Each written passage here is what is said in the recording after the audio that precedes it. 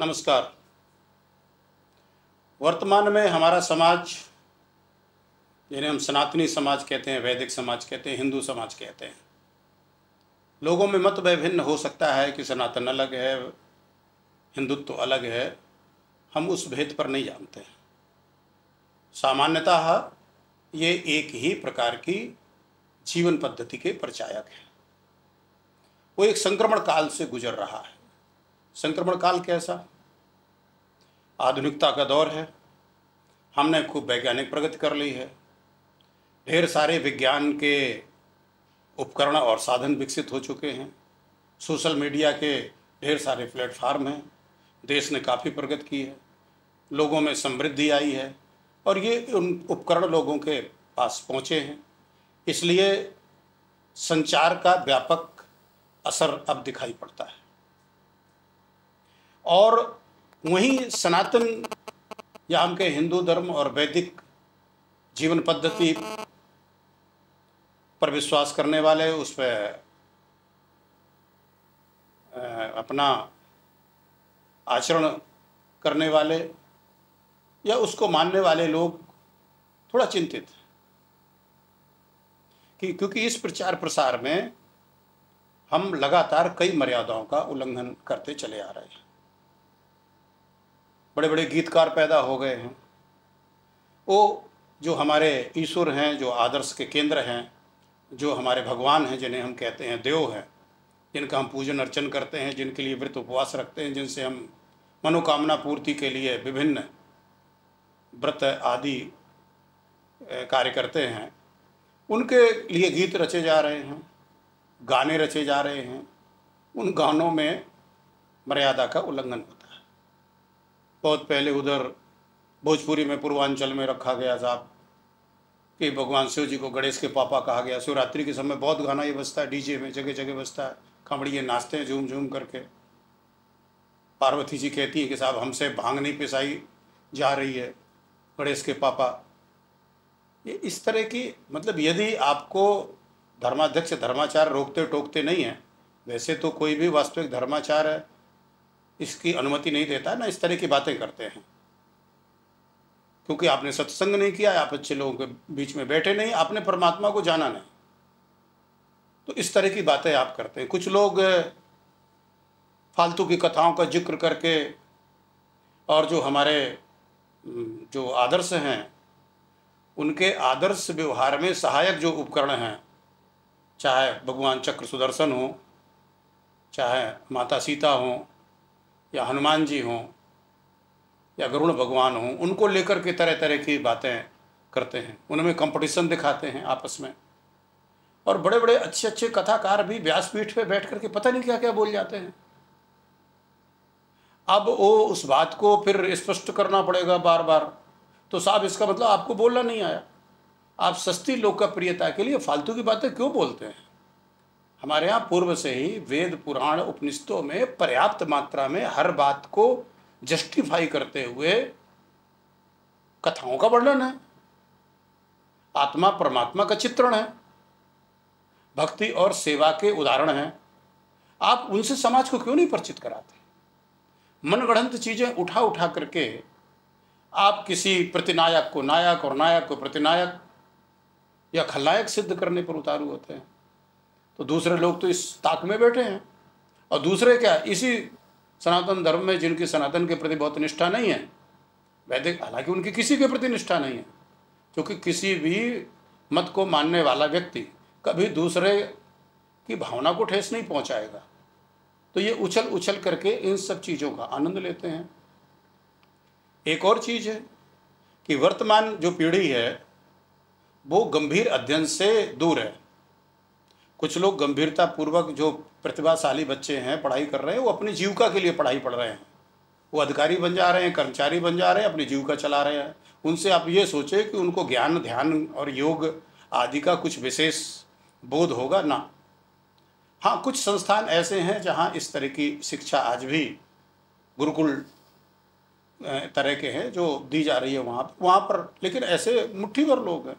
ज़्यादातर लोग तो उछली उथली बुद्धि लेकर के हैं, जिन्हें वक्तव्यों को या गीतों को या कविताओं को या कथाओं में कितने रस होते हैं, व्यंग कैसे किया जाता है, अभिधा लक्षणा व्यंजना, ये पद्धतियां हैं किसी बात को रखने की, उनको ये ज्ञान ही नहीं है। बीच में आपने देखा होगा कि ढोल गमार शूद्र पशु नारी को लेकर के बड़ा जो ले उड़े, उस कविता को लेकर ले उड़े, फिर कोई इसको लेके ले उड़ा कि साहब सापत ताव्रत पर उसका अंत विप्र पूछ शब्द कैसन था, ना प्रसंग से मतलब है, कहने वाला कौन है, विप्र किसे कहते हैं, कुछ जानकारी ही नहीं है। तो इस तरह का समाज आज हमारा बन चुका है। ऐसे में बहुत सावधानी की आवश्यकता है। हमारे जो मूर्धन्य विद्वान हैं, कथाकार हैं, व्यास हैं, संत हैं, महंत हैं, पूज्य शंकराचार्य हैं, हालांकि जो हमारे पूज्य शंकराचार्य हैं उनसे तो त्रुटि कोई होने का प्रश्न ही नहीं उठता, भगवान के स्वरूप में, भगवत स्वरूप है, लेकिन वो इतने ज़्यादा अपना प्रचार नहीं करते। और हमारे सनातनी और सामान्य हिंदू जन उनका महत्व भी नहीं जानते, दुर्भाग्य से। वास्तव में हमारे धर्माध्यक्ष तो वही हैं, लेकिन जो तरह तरह के लोग दुकान चला रहे हैं, अपनी व्यासपीठों में बैठ करके अपना व्यवसाय बढ़ा रहे हैं, कहने के लिए तो कथा कहते हैं, लेकिन उसके पीछे पूरा उन्होंने धंधा खोल रखा है। जो एक बड़ा से बड़ा उद्योगपति जितने प्रकल्प नहीं चलाता, उतने प्रकल्पों के नाम पर वो लगातार दान मांगते हैं। अच्छे कार्य करना बहुत अच्छी बात है, लेकिन बाबा एक चीज़ तो चुन लो, और चलो ये भी आपने चुन लिया तो आप उपदेश क्या देने जा रहे हो? कभी इस पर भी मंथन करो कि आपकी बातों का प्रभाव क्यों नहीं पड़ रहा किसी के ऊपर, क्योंकि आपके आचरण में वो चीज़ें नहीं हैं। पर उपदेश कुशल बहुतेरे, जे आचार ही ते नर न घनेरे। दूसरे को सिर्फ उपदेश देने से जो बात स्वयं के आचरण में नहीं होती है, वो बात दूसरों के मन में प्रभाव नहीं डालती है। तो विशेष सावधानी की आवश्यकता है। जैसे तुलसीदास जी ने लिखा है कि भगवान राम जब आ रहे थे चित्रकूट को, तो उन्हें पता चला कि अरे भाई ये तो दशरथ नंदन राम हैं, और इनके पैर के स्पर्श से शिलाएं सुंदर नारियों के रूप में परिवर्तित हो जाती हैं। तो एक व्यंग्य लिखा तुलसीदास जी ने कि विंध्य के वासी उदासी तपोव्रतधारी बिनु नार दुखारे, कि जो विंध्य पर्वत क्षेत्र के जो निवासी थे, जो तपस्या में लीन थे, उनकी पत्नियां नहीं थी, तो इस वजह से दुखी रहते थे। और उन्हें लगा कि अब प्रभु राम आएंगे तो यहाँ जितनी शिलाएं हैं सब सुंदर कन्याएं बन जाएंगी।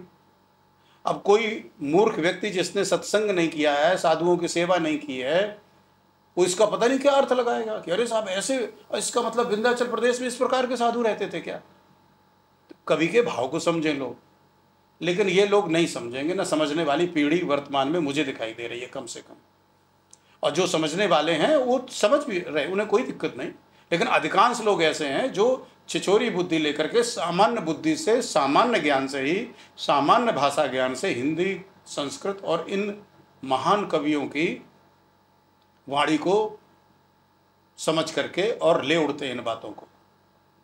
और इन्हीं में से कुछ हमारे कथाकार और व्यास भी हैं कि जिन्होंने बहुत गहन अध्ययन नहीं किया, वास्तव में पुराणों का, वेदों का, उपनिषदों का और उसमें कही गई कथाओं के मर्म को नहीं जाना कि आखिर इस तरह की कथाओं का मर्म क्या है, जो बात कही जा रही है उस बात का आशय क्या है। चाहे देवी भागवत में आई हुई कथाएं हों, चाहे अन्य जगह आई हो, जितने भी राक्षसों की कथाएं हैं, तो उनका मर्म जाने बिना उन कथाओं का उल्लेख करके भोली वाली जनता के मन में दिग्भ्रमित कर रहे हैं उनको। और जो थोड़ा मस्तिष्क जीवी समाज आज की तारीख में है, जो बच्चे जो प्रारंभ से नैतिक शिक्षा और धार्मिक शिक्षा से अछूते हैं, उनके मन में भी सनातन के प्रति, वैदिक धर्म के प्रति और हिंदू धर्म के प्रति विश्वास नहीं जागृत कर पा रहे हैं। इस वजह से उच्छृंखल और उद्दंड दिखाई दे रहे हैं ऐसे लोग। तो मैं इस माध्यम से ऐसे सभी लोगों से जिनको वास्तव में सनातन संस्कृति की चिंता है, और चिंता होनी चाहिए, क्योंकि सृष्टि के प्रारंभ से ये विधान है, और जब तक सृष्टि रहेगी तब तक रहेंगे, पुनः जब सृष्टि होगी तब ये रहेंगे। इसके जो मूल विधान हैं, ध्यान दीजिए, मूल विधान ये प्रत्येक जीव और प्रकृति के प्रत्येक कोने को संतृप्त करने वाले हैं, पुष्पित और पल्लवित करने वाले हैं। किसी प्रकार का कोई भेदभाव है ही नहीं। और यदि भेदभाव कहीं दिख रहा है तो समझिए उस सनातन का अंग नहीं है। यदि हम किसी को विकसित नहीं कर सकते, किसी को सन्मार्ग में नहीं ला सकते, किसी की सहायता नहीं कर सकते, किसी की सेवा नहीं कर सकते, किसी का सहयोग नहीं कर सकते, तो हम सनातनी होने का दावा कर ही नहीं सकते हैं। इसलिए जितने भी मत मतांतर इस विषय में दिखाई दें, कथा कथांतर दिखाई दें, आप समझिए कि वो इस धर्म का अंग नहीं है, ये कपोल कल्पित है। वो 6 लोगों ने सिर्फ अपनी दुकान चलाने के लिए इस तरह की कथाएं गढ़ ली हैं और सामान्य जनता को इस तरह की बातें बता करके केवल उनका मनोरंजन करते हैं। धर्म कर्म से उनको कोई मतलब नहीं है, धनार्जन ही उनका एकमात्र उद्देश्य है। आज के लिए इतना ही। जय हिंद, जय भारत।